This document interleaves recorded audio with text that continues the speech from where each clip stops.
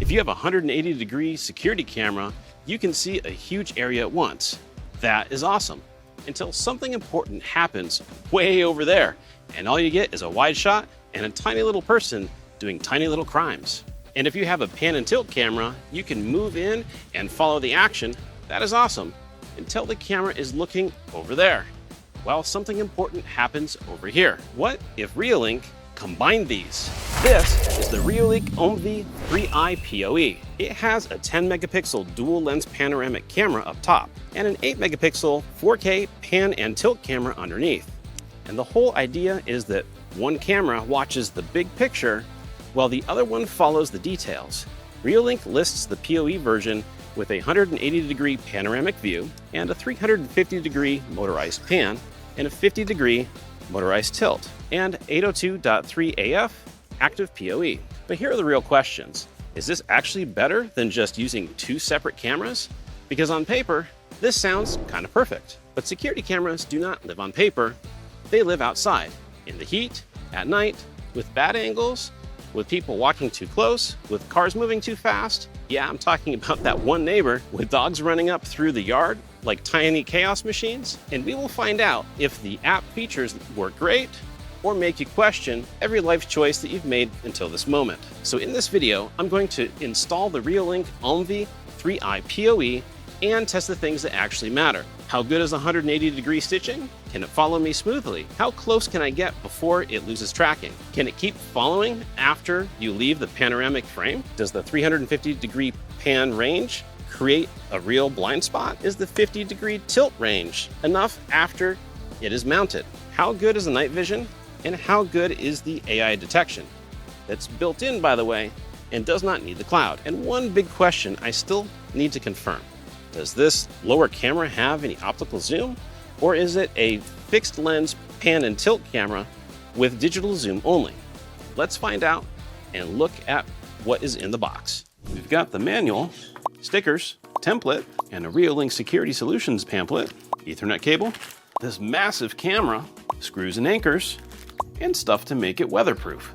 Now let's install it.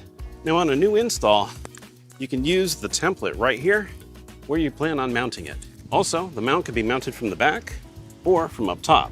There's also a third option to mount it on a side bracket, but that is sold separately.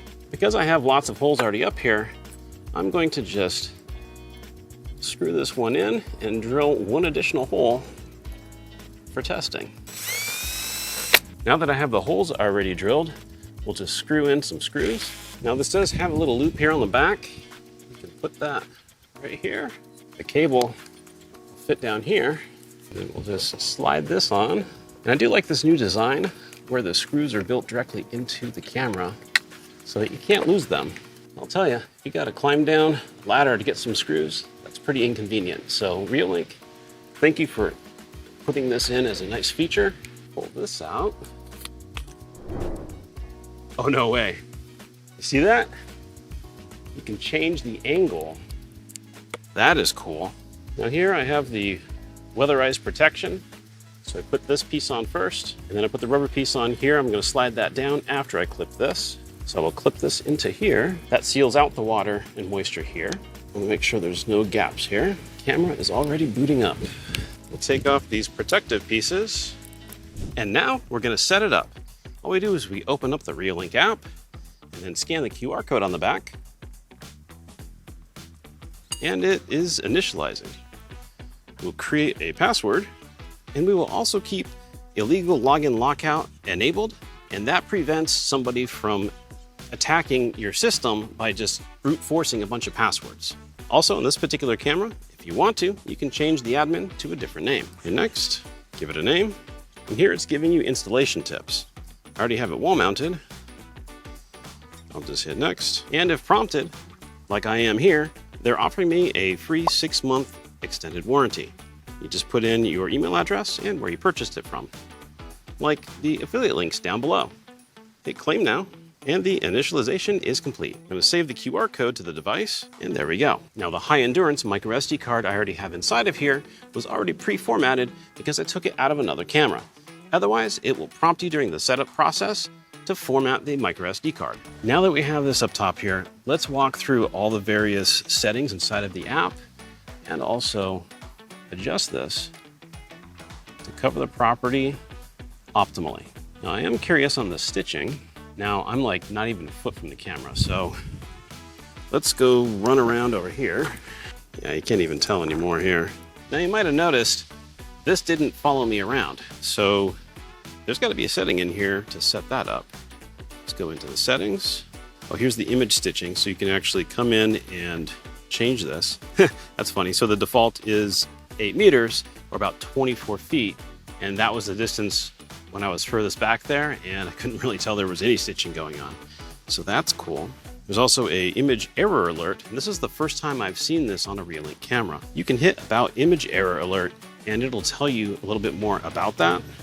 But let's just jump through these settings. Record audio is enabled by default. It's got the noise reduction. I wonder how much noise it picks up with this wind. We'll come into the light. It's got a spotlight and infrared lights. Status LED for detection alarm. You can set the sensitivity for each and every category. So you have the person, vehicle, animal, and motion detection, as well as non-detection zone. Looks like there's also forgotten object and object removal. And you also have the line crossing alert, zone intrusion alert, and zone loitering alerts as well. So here is auto tracking. Let's turn this on so you can track people, vehicles, and animals. Let's leave it at just people for now. So we got the horizontal tracking range. Let's go into settings. So I guess we'll just control the camera and go as far left as we want it to go. Hit next, then we'll do right. Ah, who was that? Hit save. Now I don't see a vertical tracking range, and it lost me. It also thought I was an animal. Oh, it found me again. All right, so I'm gonna adjust the angle of this and test it again. Now I temporarily just put a makeshift piece of cardboard behind here to tilt it up, and it seems to be performing a lot better than it was. Let's do some more testing. Come back.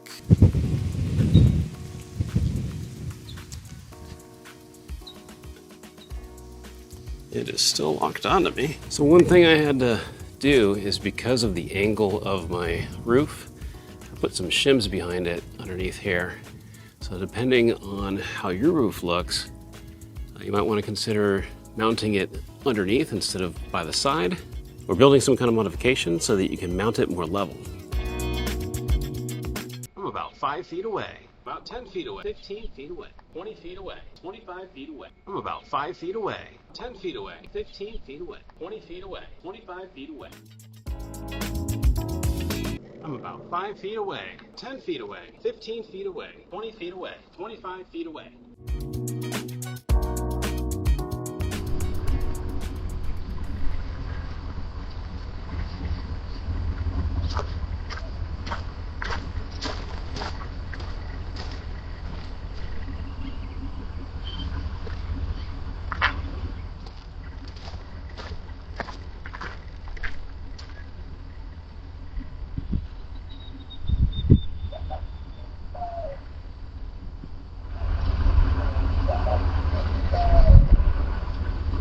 So, should you get the Reolink OMVI 3i PoE?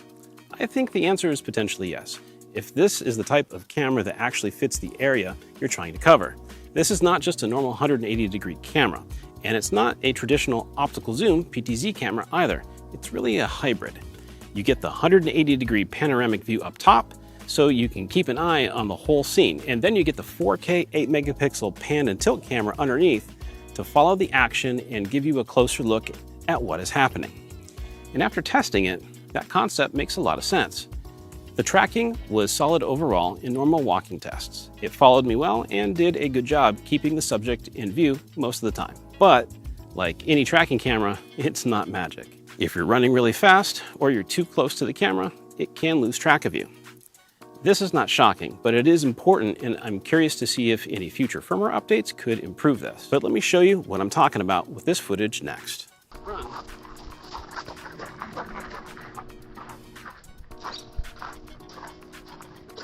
And that is also why I do not think any single camera should be your entire security plan.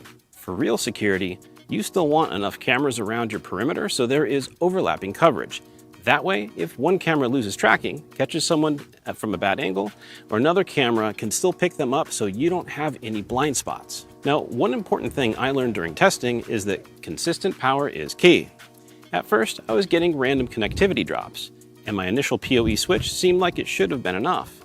But once I installed a dedicated 802.3 PoE Plus injector, and the plus is important, the random drops stopped. So, if you buy the PoE version and you run into weird disconnects, do not immediately assume that the camera is bad. Check your PoE switch, check your total power budget, and of course check your cabling. And if needed, test it with a dedicated PoE Plus injector, like I did. This camera is doing a lot, so stable power really matters. Another thing to know is that the bottom of the camera is a fixed lens. It does not have an optical zoom, but it's still an 8 megapixel 4K camera, so there is a lot of detail there, and you can still digitally zoom in to the footage. Just don't confuse this with a true optical zoom PTZ camera.